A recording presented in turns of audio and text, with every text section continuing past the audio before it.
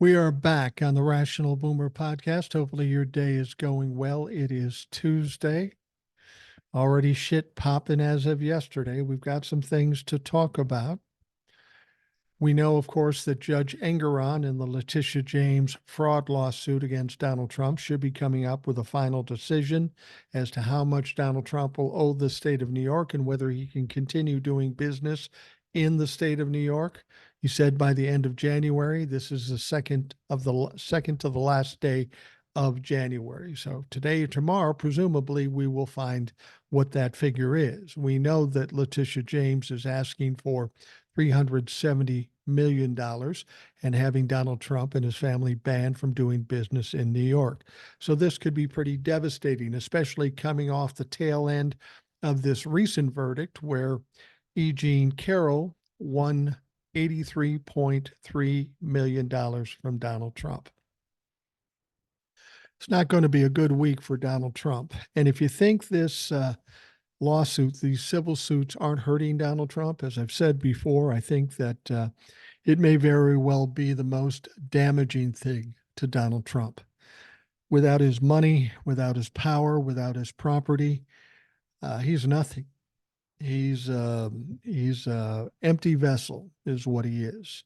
He's built his reputation up on fame, power, property, and money. And you take all that away from him, he's going to have a problem. He's emotionally fragile. He's a narcissist, which means he's desperately insecure. And when he's finally exposed for the fraud he is going to collapse. So we'll see what happens with that. I wanted to give you a little behind the scenes of the Rational Boomer podcast, mainly because you guys are family to me. I'm here every day and talking to you, and you respond to me, and we kind of know each other pretty well. It's not a big deal, but people will ask me, how come you sit so close to the camera, so close to the microphone? Well, there's a little secret as to why I do that.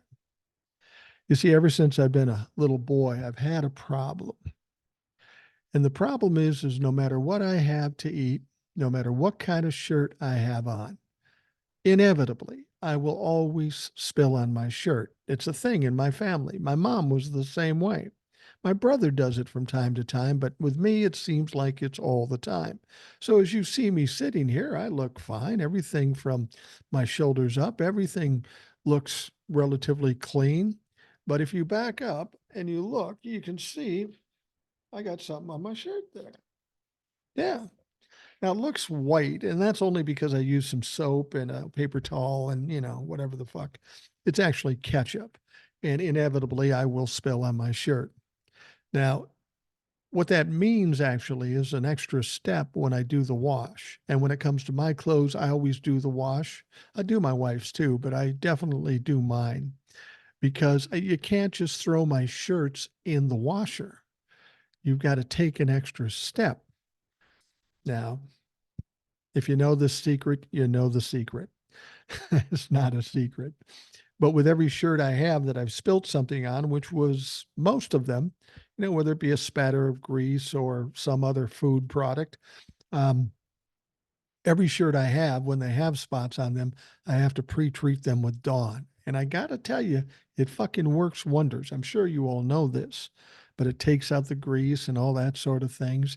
And it's got to be done by me, so I know how it's supposed to be done. You put the Dawn on there, you rub it in and put it in the washer, and then you're cool. If I didn't do that, I wouldn't have a shirt to my name because I wouldn't wear it with the spot on it, at least after it's been washed. Once it's washed and the spot doesn't come out, that shit's got to go. It's bad enough I will spill on my shirt later in the day. So anyway, little background information, little inside information. All my family knows of my problem. So I thought, well, you're part of the family too. I might as well tell you. Yep. Mike is a fucking slob. No matter what he eats, he'll spill it on his shirt. Anyway, we have a few emails to get to start things out. We've got plenty to talk about. First one says, "Hi, Boomer. I've got good news and bad news. The bad news is that Ed on the podcast recently was 100% right. The entire Republican agenda is simply to grab at every pile of money they can see and hoard it for themselves and buy yachts. I think that goes without saying." He says, "Let's examine, in terms of private money, and look no further than the obscene current state of wealth distribution. We're within sight of actual trillionaires and 20 or so individuals holding 50% of the total global wealth." So now on to public money. With the defense budget that's already well covered by the contractors and industrial military complex fully in place, Eisenhower told us about that. Ed heard him say it live.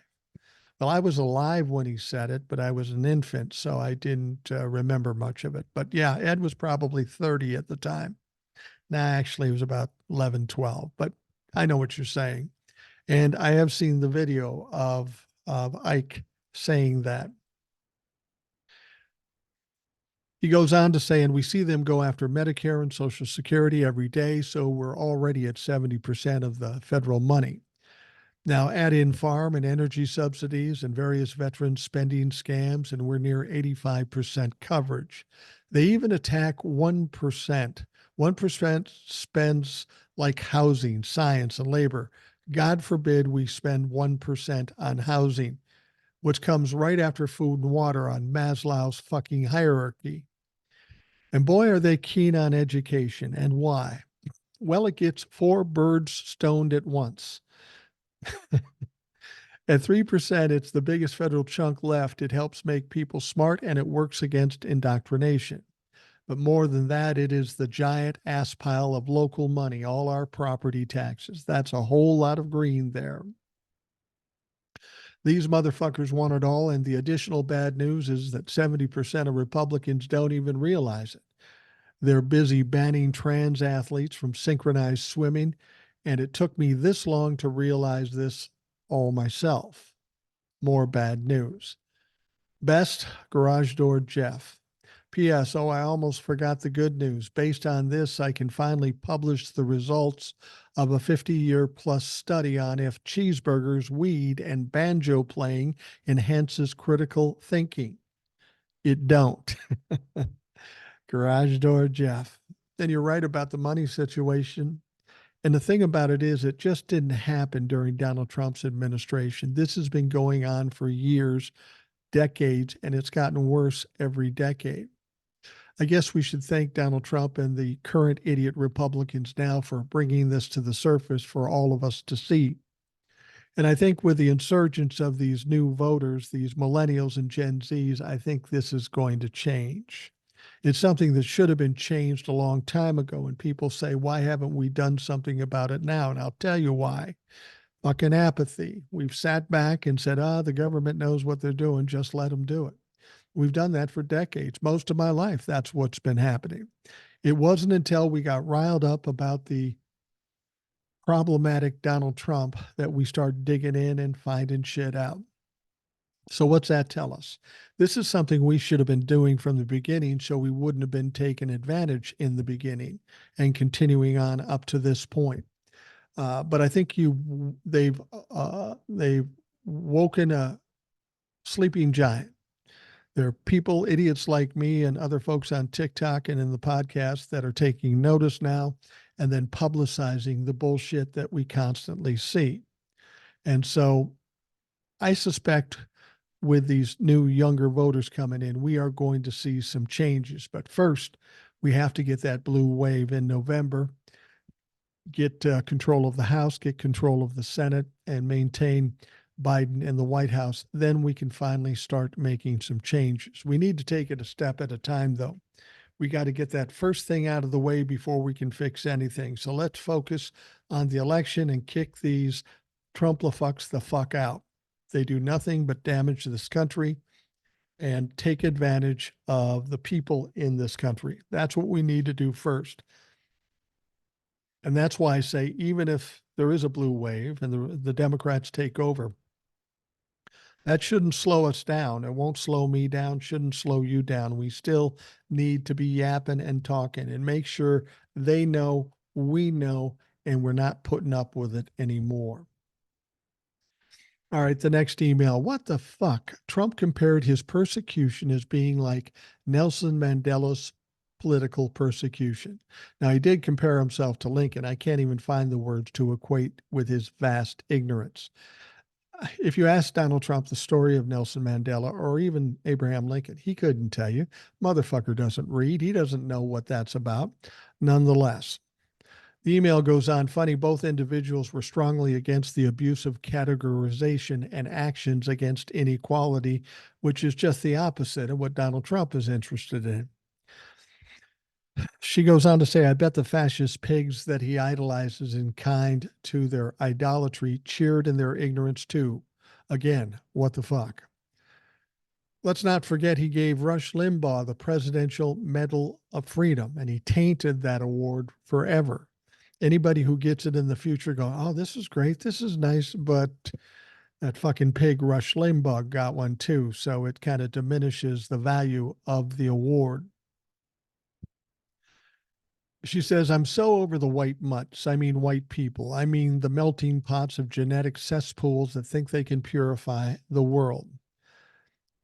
I often think about how expansive Trump's atrocities are, especially since they are daily. So I looked and I found an amazing compilation of every atrocious action he has done or said.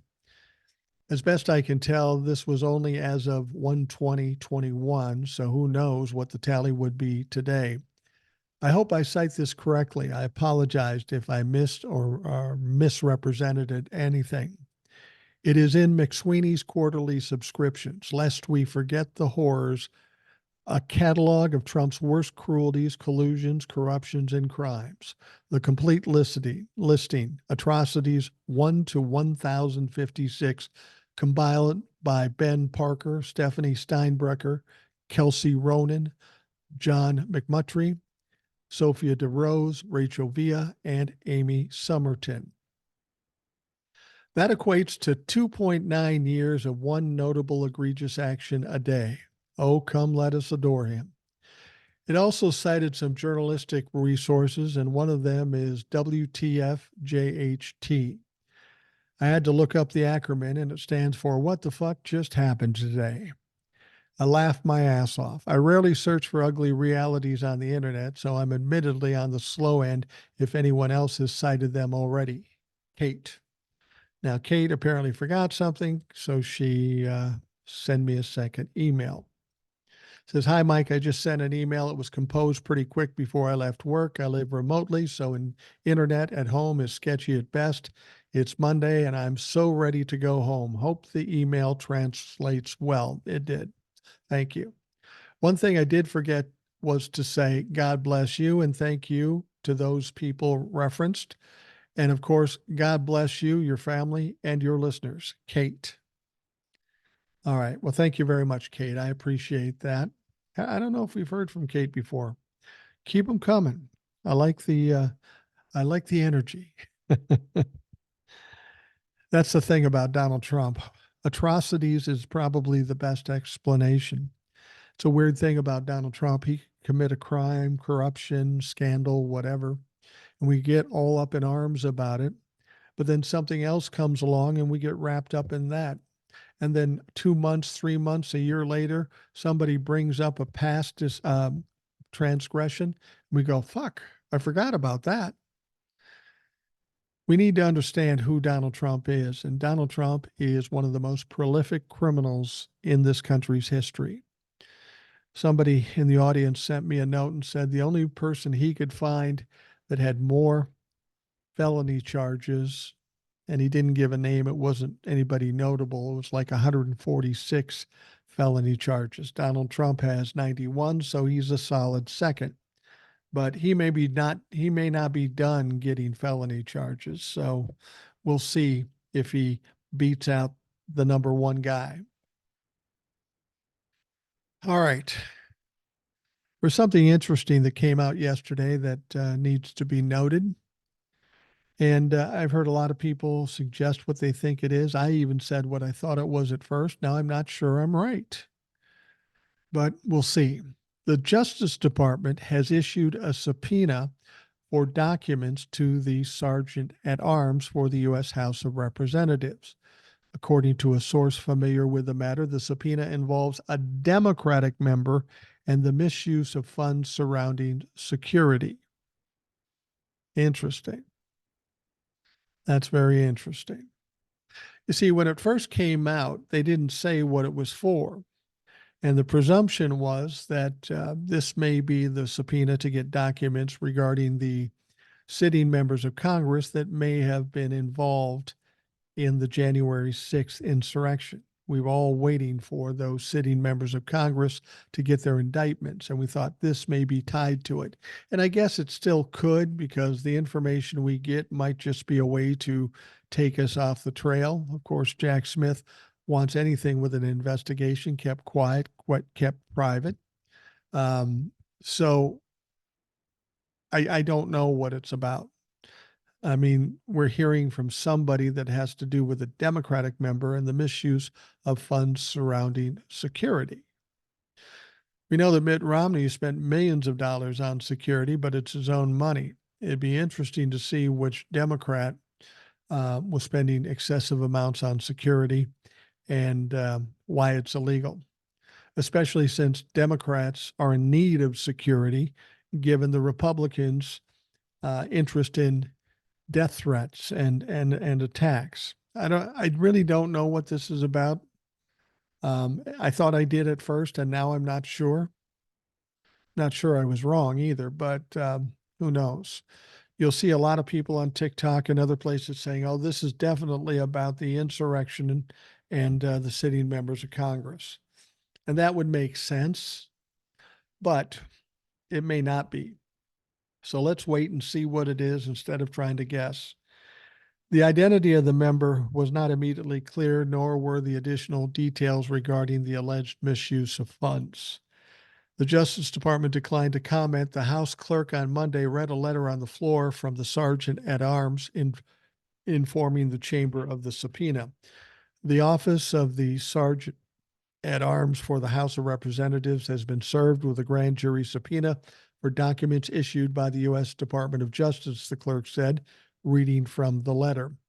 After consulting with the Office of General Counsel, I have determined that compliance with the subpoena is consistent with the rights and privileges of the House, they continue. So,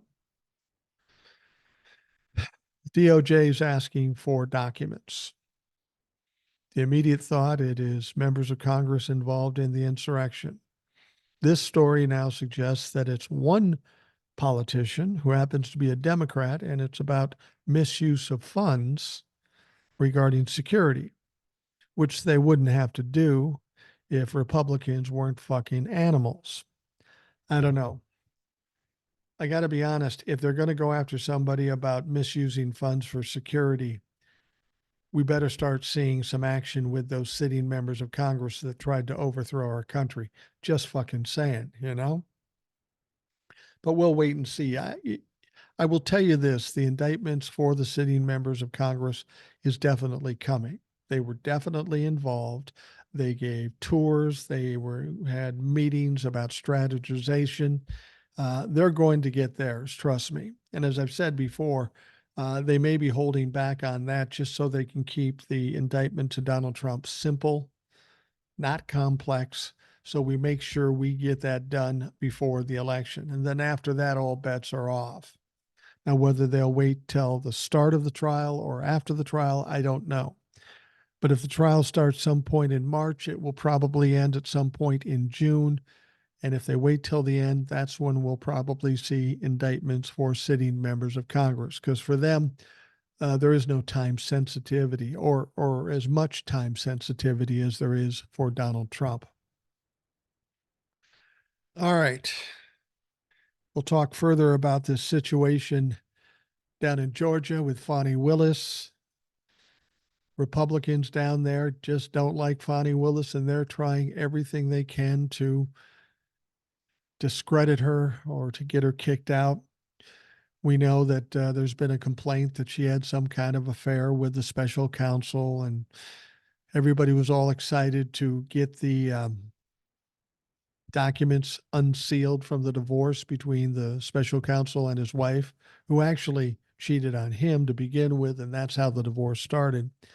But when they unsealed the documents, guess what? There was no mention of Fani Willis. That had to be surprising to a lot of people. Eventually, Fani Willis will be deposed.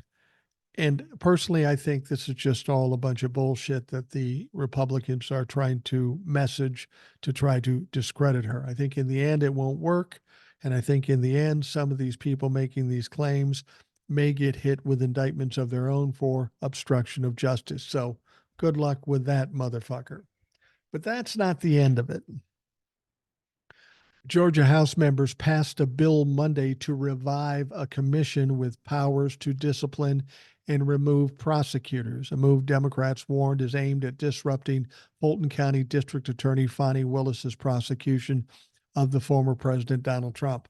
Now, the House vote was 95 to 75 along party lines for House Bill 881, sending it to the Senate for further debate. A similar bill advanced out of a Senate committee last week. Now, keep in mind, though, Georgia Governor Brian Kemp signed legislation last year creating the Prosecuting Attorneys Qualification Commission. It was unable to begin operating after the state Supreme Court in November refused to approve the rules governing its conduct. The justices said they had grave doubts about their ability to regulate the duties of district attorneys beyond the practice of law. Monday's measure removes the requirement for Supreme Court approval. They're always trying to game the situation. The commission will now be able to begin their real work, which is bringing accountability to those rogue prosecuting attorneys who abuse their office, said Representative Joseph Gullett, a Dallas Republican who sponsored the measure. Gullett and some other Republicans deny that the measure is directly aimed at Willis, citing instances of prosecutor misconduct, including occasions in the past where Democrats supported the idea of a prosecutor oversight panel. You know, here's the interesting thing about Republicans. They're all about rule of law, right? But they seem to think that when the Supreme Court comes up with a decision, it only has to be followed when it's something that doesn't affect them, like down in Texas with the border. And now this in Georgia. They didn't like what they heard, so they came around at a different angle, or they just ignore it, like in the case of Texas. But here's the thing. If something isn't done about that behavior, it's going to continue on. And then the point of having a Supreme Court is moot. There is no point to have a Supreme Court if they have no teeth and nobody follows their direction. And, you know, if you want to do that, that's fine. But there are other things we can look at, too, that the Supreme Court decided on, like Roe v. Wade. If the Supreme Court isn't a thing, fuck it. Or the Second Amendment. If the Supreme Court doesn't need to be abided by, fuck it. Let's don't then. And this is where the Republicans always fuck up. They think they're doing something because they're getting something their way, but they don't understand that they have to pay a price down the road, that this is going to affect them in a negative way. They don't think beyond the end of their nose. Now, Democratic opposition to the commission has hardened, saying Republicans are trying to overwrite the will of the Democratic voters. The commission will be able to unilaterally proceed and have the ability to interfere and undermine an ongoing investigation against Donald J. Trump, said House Minority Whip Sam Park, a Lawrenceville Democrat. You are taking action to protect former President Trump from an ongoing criminal prosecution. Senators on Friday approved a special investigative committee that Republicans say will be used to probe whether Willis has used state money to benefit herself by employing Nathan Wade as a special prosecutor, which they have no evidence for. Much like everything the Republicans do, they have a lot of accusations, but no evidence. It's all about messaging. It's all about perception. They have no substance, so they got to make shit up and try to get people to believe. And then they get people in the legislature that are willing to help them. You know, they've come up with everything from fake electors to try to kick out DAs. This is who they are. And this is frustrating for me because we have that place in Georgia. I expect better out of a place I have a residence in. I can't vote down there because my main residence is here in Minnesota, but it is a little frustrating. Now, Trump on Thursday joined an effort by co-defendant Michael Roman to have Willis, Wade, and their offices thrown off the case. Fact of the matter is even if there was some relationship, it has nothing to do with the case. This is a long shot Hail Mary chance with Donald Trump, and he's got a long history of failing on those miserably. Ashley Merchant, a lawyer for Roman, filed a motion on January 8th accusing Willis of having an inappropriate romantic relationship with Wade that resulted in conflict of interest. But please tell us how it's a conflict of interest. They have nothing, so they're grasping for nothing and trying to exploit it and exaggerate it to their benefit. Unfortunately, not going to work. Bonnie Willis will be fine. And frankly, people have said that to me before. What about Florida? What about Georgia? What if they don't go till after the election? Who cares? At this point, who cares? I don't care how many cases Donald Trump has to struggle through because the one in D.C. is going to take his legs out from underneath him. And he will already be hobbled by the time he gets to that D.C. trial because of what's going on with E. Jean Carroll taking $83.3 million and the state of New York taking $370 million or more. Once that's done, Donald Trump is little more than a fucking shell at that point. He's not going to be able to continue, certainly not in the way he once did. Donald Trump is a narcissist, and as far as he's concerned, his identity is money, power, property, and some fame. When those two court cases, when this next court case by Judge Engeron is decided, Donald Trump will have his money taken away, his property taken away, any power he had taken away, his business in New York will be taken away, and he won't be famous anymore. He'll be infamous. He'll be a pariah. So everything that Donald Trump sees himself as will be taken away. And once that happens, it's almost going to be pitiful watching him march through these criminal trials because there won't be much left of him. He can't protect himself. He can't crow about how he's a billionaire and all that sort of thing because he'll be a broke ass bitch. So I'm not too worried about Georgia and Florida. They will come. They will take Donald Trump down. But at that point, it'll be a matter of sweeping up, taking some sawdust and sweeping up an oil spot that was once Donald Trump. That's what's going to happen. He's not going to make it through these things. And all the while trying to run for president, which isn't working. What you have to understand about the criminal case, they are going to be vastly different than what we saw in these lawsuits. He will have to be in court every day. He will have to behave, or there's going to be problems. That's a criminal case. And if he fucks around and does what he did in the lawsuits, he'll be spending some time in jail. No question about it. That's the only thing they can do. You can't let somebody who is a suspected criminal just run roughshod over the courts. He's done that up to this point with regards to the lawsuits, and he's gotten away with it. But criminal cases are a vastly different thing. Judge Chutkin's not going to tolerate that shit, and it's not going to be good for Donald Trump. You take a look at Donald Trump now after the E. Jean Carroll case. He looks troubled. People are saying he's spiraling, and he is. He's going to crash eventually. That's just the E. Jean Carroll case.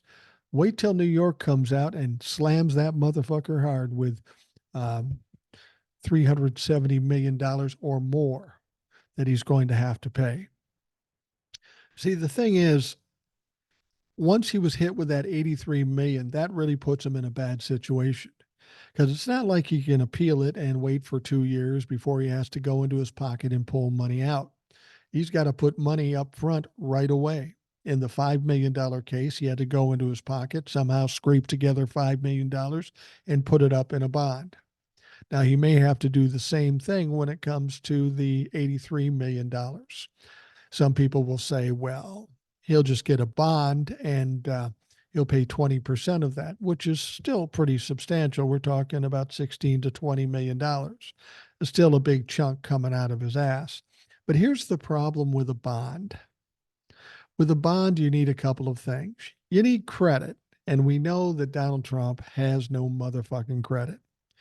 Nobody's going to give him that kind of money in hopes that he's going to pay them back, or that he doesn't just take the money and spend it on something ridiculous like his lifestyle. So he's going to be hard pressed to find somebody extending him the credit to put up the bond. And if they do want to extend the credit, they're going to want some collateral, like put one of his properties up against that money. But there again, he has yet another problem because all his companies and all his businesses are in receivership. He doesn't have the power over those companies. Everything goes through this business manager, this receiver, and at that point, her job is to just clear things out and pay things off. So she might fire sale all this shit and just pay stuff off. And this puts Donald Trump in a position that he's not really fond of. He's a control freak because he's a narcissist. And once he's in the situation where he needs to get money to pay this off, um, he's going to want to have control, but he has zero control. Now, somebody said, what if he just doesn't pay? Well, then the courts just go in and grab his shit. They'll start taking his shit. And it won't be easy and it won't be fun for Donald Trump. So Donald Trump is certainly spiraling now. Engeron comes out with his big hit. That may be the thing that sinks him because he's going to have to come up with a lot of money. And we know he has cash flow problems. We know he has credit problems. And we know he doesn't have control of his property. So that old man, that orange old man is fucked. All right, we're going to take a quick break and we'll be right back.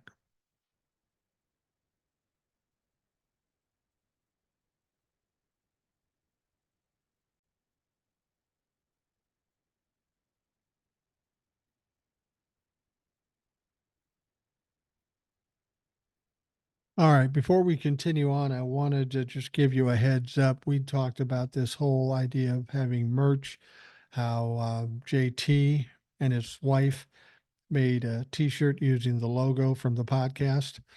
Um, he's sending me one, so I'm anxious to see it, and I don't know how the hell I could ever wear it. I mean, who wears a t-shirt with their face on the front? It seems a little weird to me. I mean, not even me.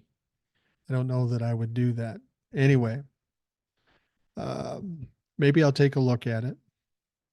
Maybe I'll work something out to give it away here on the podcast. Anyway, um, I talked to my son about putting something together to have some merch, something simple at first, using that logo and having a t-shirt, a hat, a cup or a bum mug or something like that. So we're working on that. We'll get that straight. And I told my son, I said, let's just put it together and see what happens, and put it out there.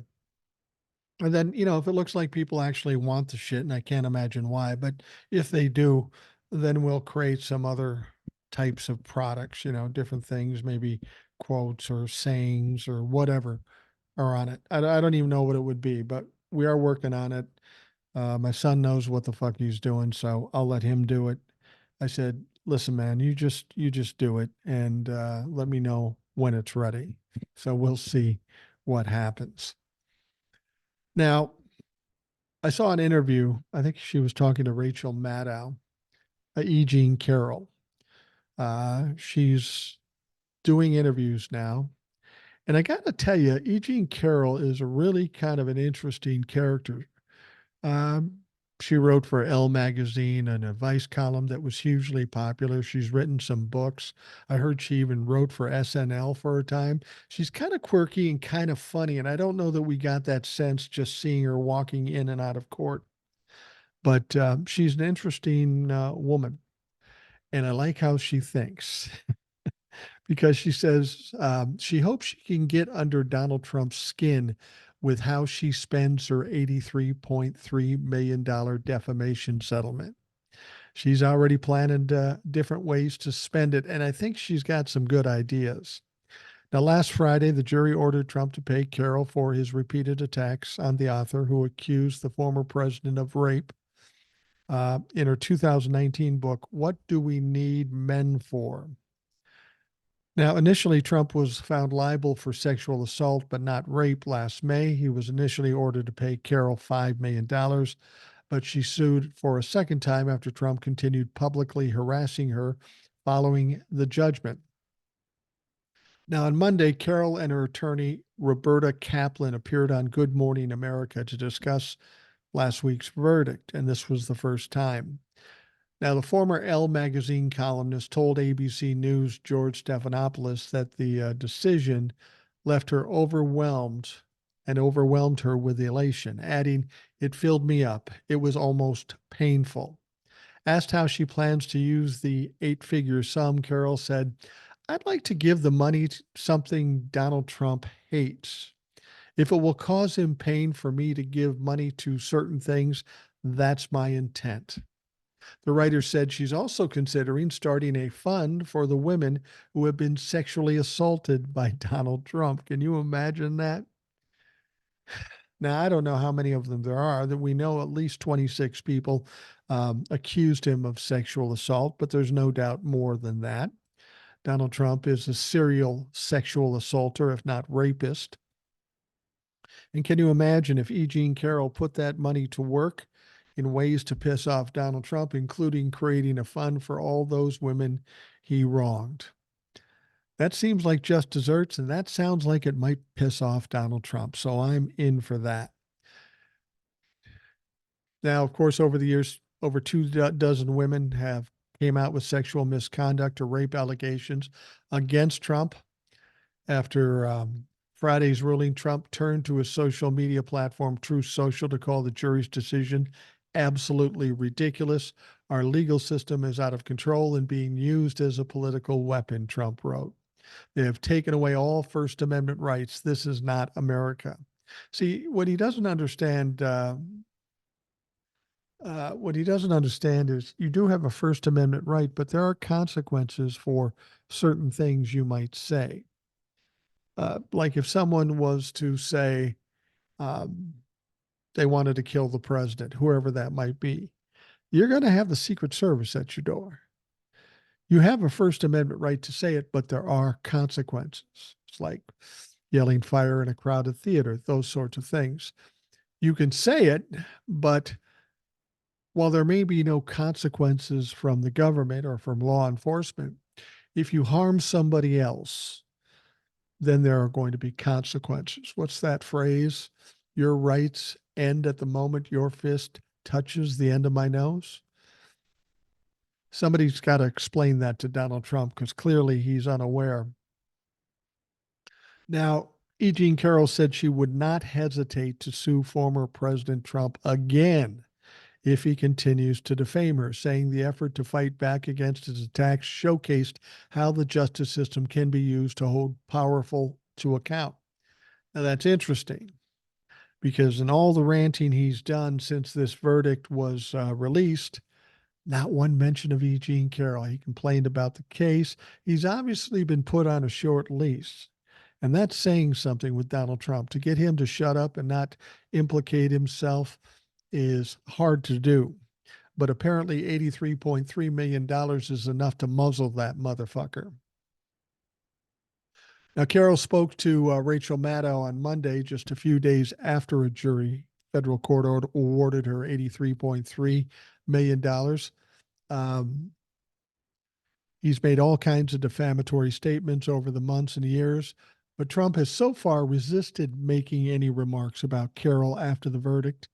That's a notable shift since at one point in the trial, he posted more than 40 posts on Truth Social about her. But Carroll said she would absolutely file another lawsuit if the massive verdict does not deter the former president, despite the emotional toll she said the trial took on her. Keep in mind, she's an 80-year-old woman. She looks to be in pretty good shape, but fucking 80. Um, Now, the thing is with Donald Trump, right now, it's fresh in his mind that he's gotten burned for $83.3 million. When the pressure gets worse and he gets madder, Donald Trump is one of these people who doesn't think before he speaks. It's all emotion. It's all about rage. It's all about trying to intimidate. So it wouldn't surprise me once the pressure of him having to go into his pocket and pull this $83 million out and do something with it and find out how it's going to hamstring him that he doesn't start talking again. And God, I'm hoping he does. I would love to see another lawsuit that cost him $100 million. Now, E. Jean Carroll went on to say, many people, as you know, have been through much worse than I went through with that trial. She said, I am more than willing to do it again because we achieved so much in a 7-day trial. We did what people thought was impossible. We beat Donald Trump.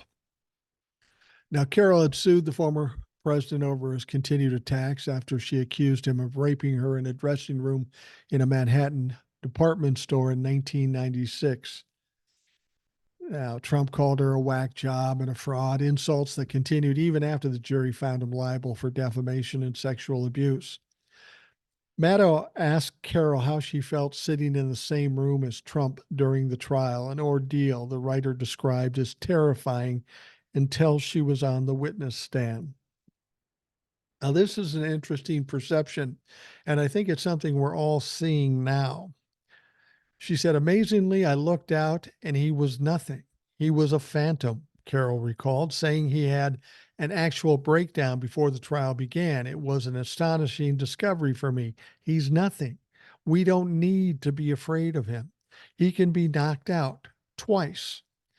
Now, Sean Crowley, one of Carroll's attorneys, said Trump's decision to appear at the trial only hurt his defense and demonstrated his pattern of behavior to jurors. And that's absolutely right.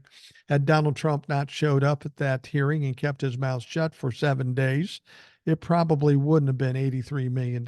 It would have been less than that. It still would have been a lot, but it wouldn't have been that much. I think the jury and the judge just get tired of his bullshit.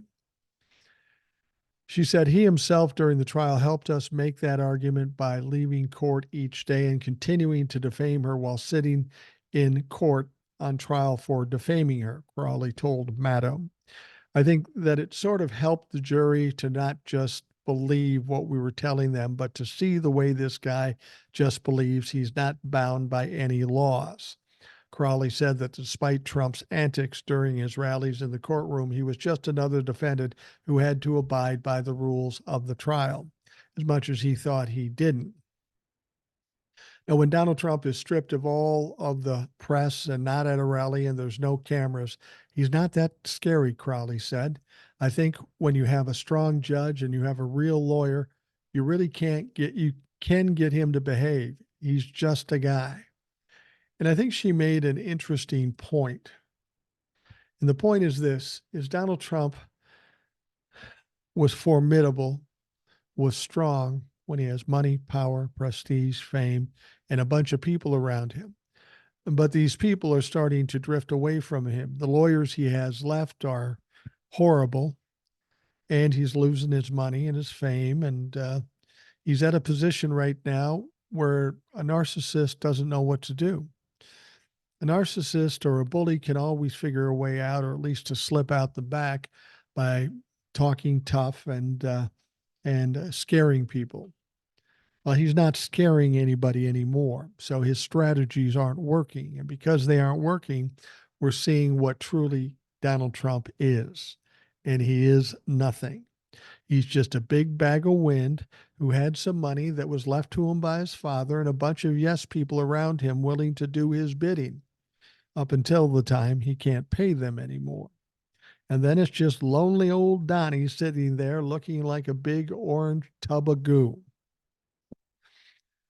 All right, talking about tubs of goo and pitiful, got to talk about Mike Lindell. It's been a while since we talked about him because he's pretty much inconsequential. But if we can talk about the suffering of Mike Lindell, I find that entertaining. Sharona Bishop spoke to the Turning Point Action Conference about what she described as the horrific life that Mike Lindell has been plagued with after he attacked the large companies claiming they stole the 2020 election. Now, this is at a Republican cult fest. Bishop purported to be part of the Lindell team, telling the audience she's close enough to the pillow magnet that she too was raided with the battering ram. Lindell is being sued by Dominion. You saw what Dominion did to Fox News. Can you imagine what they're going to do to Mike Lindell? That hasn't even happened yet.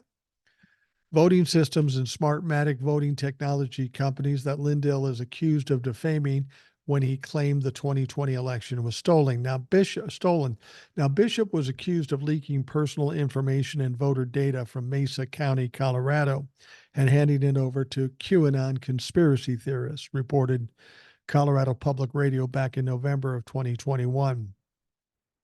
Now, that alleged data theft got the FBI involved, which is why her home was searched by what she called large teams of heavily armed federal agents using a battering ram to break down dorms.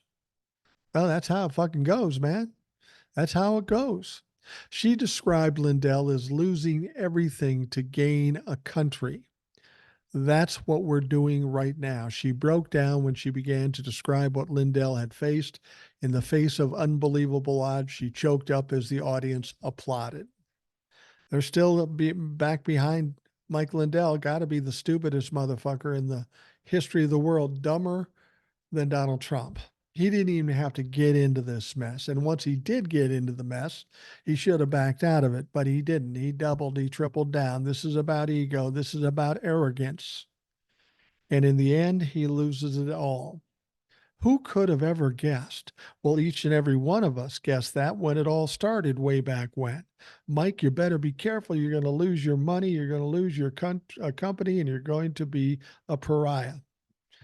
Well, he didn't listen to anybody. He thought he knew better. And so this is where he is. I've heard tell stories that when he's not in front of the cameras, he spends some time weeping. Well, I'm sorry, Mike. I don't feel sorry for you. If you're a businessman who's been fortunate enough to be successful and make a lot of money, you would think the first thing you'd want to do is protect yourself and protect your company and protect your employees. But you chose the fame of being on TV, and you couldn't help yourself but say stupid shit over and over a fucking again. And now you are where you are. I'm sorry, I don't feel sorry for you. Whatever happens to you is deserved. You earned every fucking bit of it. It's going to be interesting to see what he does, because every time I see him in a video, he seems so confident. Well, it's coming. The evidence is coming. The Supreme Court is going to do this. I don't know what it is with people when they constantly fail and they still think they're going to win. Get a clue, Mike Lindell. Nobody cares about you anymore. That's the worst part of this, is you put all this effort in, you spent all this money, you wasted everything. And for what? You got nothing now. And Donald Trump's got his own problems, so he can't worry about you. He can't save you. And I think for a while, Mike Lindell thought that would happen, that somehow Donald Trump will get back in power. He'd see what a good soldier he was, and Donald Trump would take care of him. Well, at this point, Donald Trump is looking for somebody to take care of him because he's all but fucking done. I don't know. Mike Lindell is a pitiful fuck. I've said before, he kind of reminds me of that old cartoon character Ziggy. You have to be old to remember that shit. But Ziggy was this cartoon character, this hapless. Everything went wrong for him. Everywhere he walked, he had a dark cloud, a raining cloud over his head. That's who Mike Lindell is. And he can't help himself. And the thing is, he's asking for it.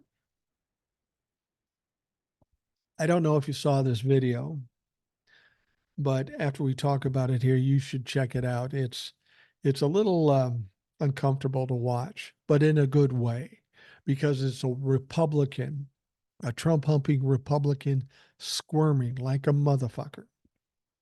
Representative Maria Salazar on Sunday got called out for routinely taking credit for delivering money to her district after opposing the bills that provided the money. We know Republicans are doing this.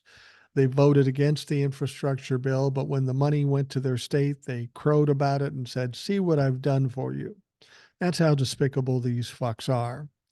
Now, during an interview on CBS News, Miami host Jim DeFede, I think that's how you pronounce it, asked Salazar about a ceremony she attended last month where she presented a check for $650,000 to help small businesses at Florida International University. The host said, "You voted against that bill that gave the money that you had then signed a check for and handed and had a photo op," said DeFede, the host of the CBS show. She did vote against that $1.7 trillion government funding bill. It was a massive and memorable bill that almost every House Republican opposed. Salazar said, "Well, I can't remember that vote right now. You have to give me more details," she said. "Sure, motherfucker, the most important bill that was passed in the House in the last 3 years, and you don't remember. How fucking convenient." She said, "But I do know that every time I have an opportunity to bring money to my constituents, I do so. I just did $400,000, but look." And then the host says, "But you voted against the Chips and Science Act, right?" And she stammered and stumbled. She said, "Listen, right now I need to ask my staff," Salazar said. "Why don't we look at the 40 million that I brought to this community? Aren't you proud of me?" The host pressed on, "The money that you talk about, the 40 million that you bring back to the district, sometimes that money comes from bills that you voted against."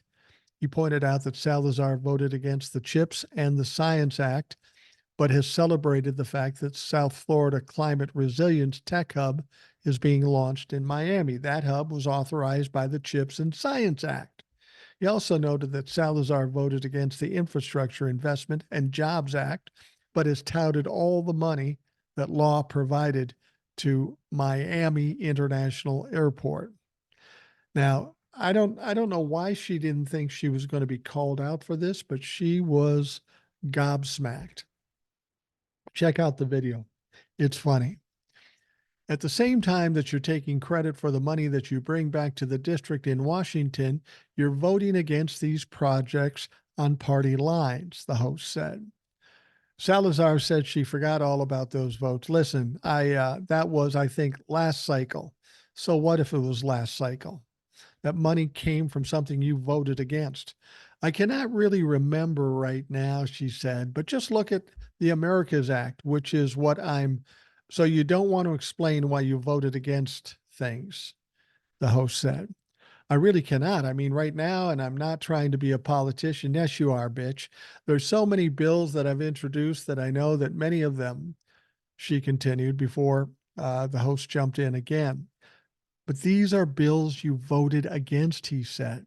"I understand, but okay. Sometimes I vote and sometimes I don't," the Florida Congresswoman finally said, "but let's look at the positive." "Yeah, sure, you'd love to look at the positive, you dumb bitch." Salazar's office did not respond to a request for comment on whether she remembers the bill she voted against, but took credit for the way they helped her district. And this is the case with any number of Republican politicians. They vote against it to look good to their party, and then they crow about it when they bring money to their state. What this particular host did is exactly what alleged journalists should have been doing to Donald Trump and everybody that is in cahoots with Donald Trump for the last 7 years.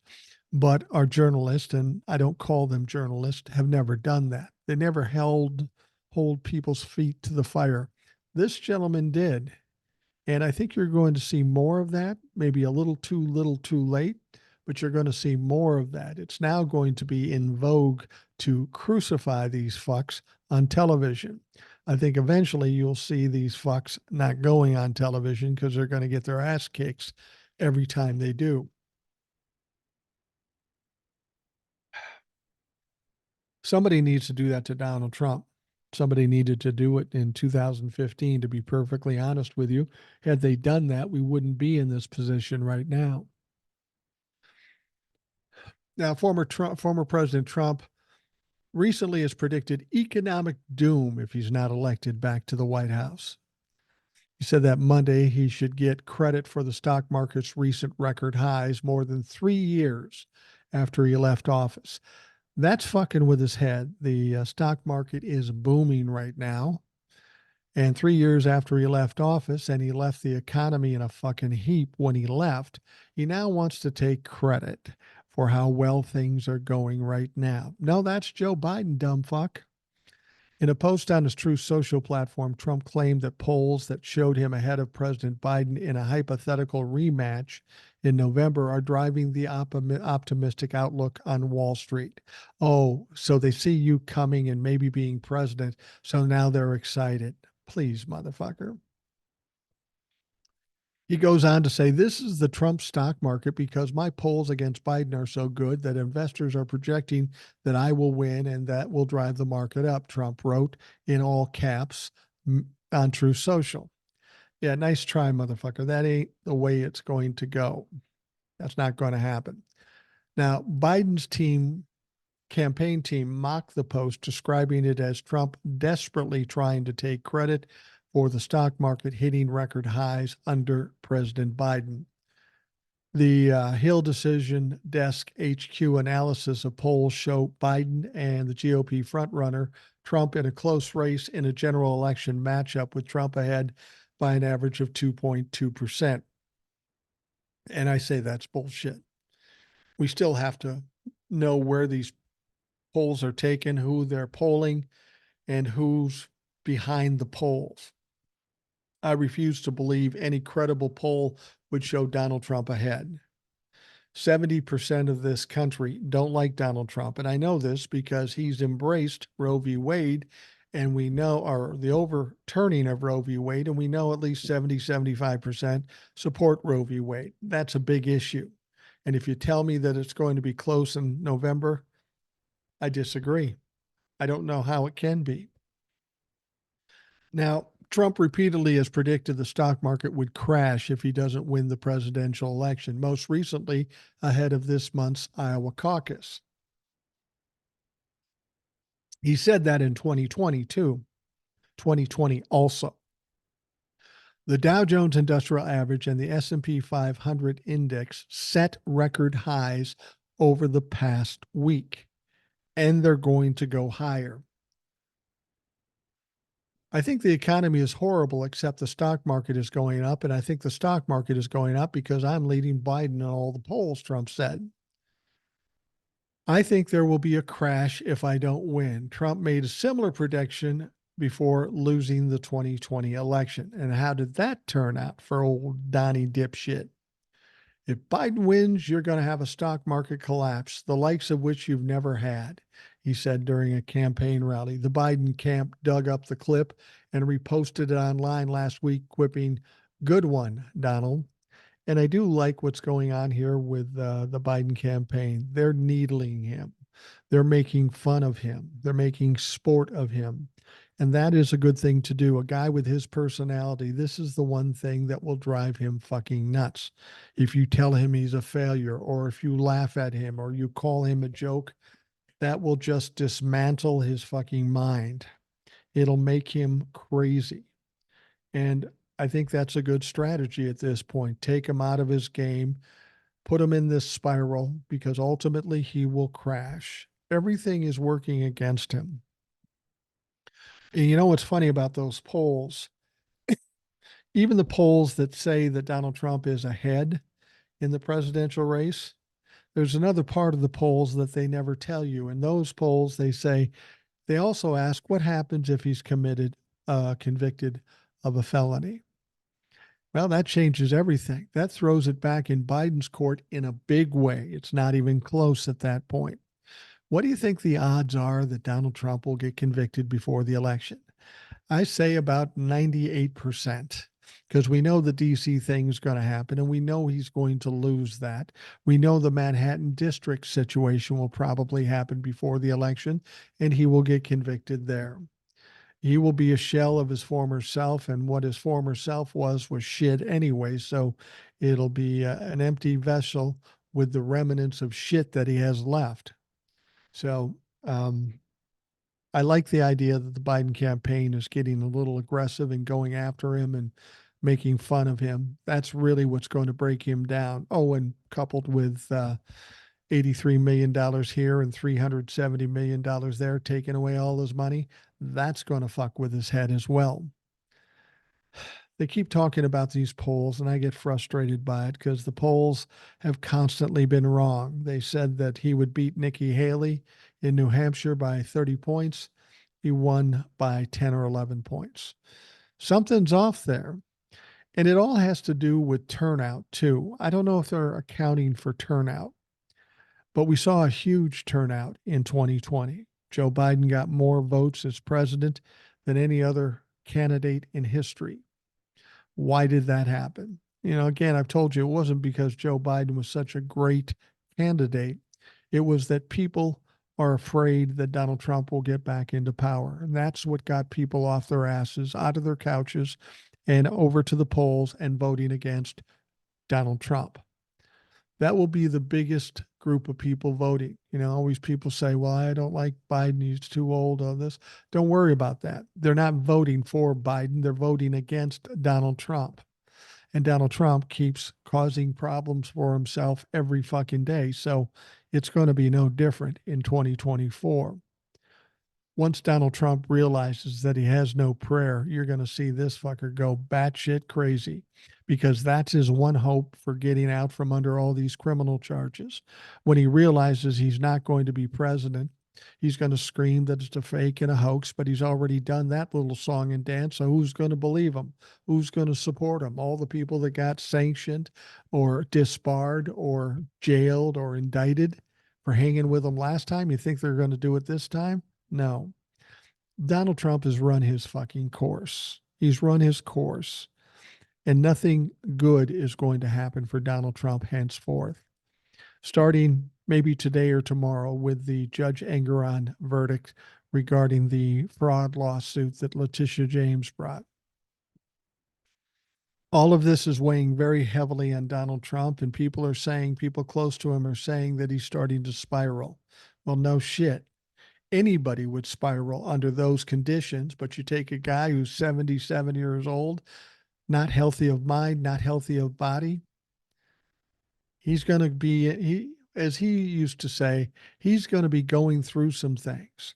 And the fact is, he's going to be going through some things till the day he dies. I don't know what his future is as far as his own mortality, but he's not going to have a day to rest at all. Like I said, Washington, D.C. is going to take him out of the equation, as well as the lawsuits.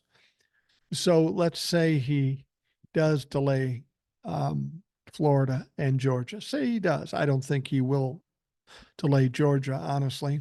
Florida, maybe, but I think Jack Smith's got something up his sleeve for that, too. But even if he does, all that means is Donald Trump is going to go up to the election. He's going to lose. And then for the next 5 years, he's going to still be in court every fucking day of his life. I kind of like that. I like the fact that the wind will be taken from his sails. He'll be weak. He'll be a pariah. And then when the election's over and Joe Biden's in office, he will still have to be going to fucking court till the day he dies. That is just desserts as far as I'm concerned, and I'm anxious to see it. All right. We'll wrap up the Rational Boomer podcast. I want to thank you all for spending the time to listen. I hope you have a great day. And of course, we will talk to you again tomorrow.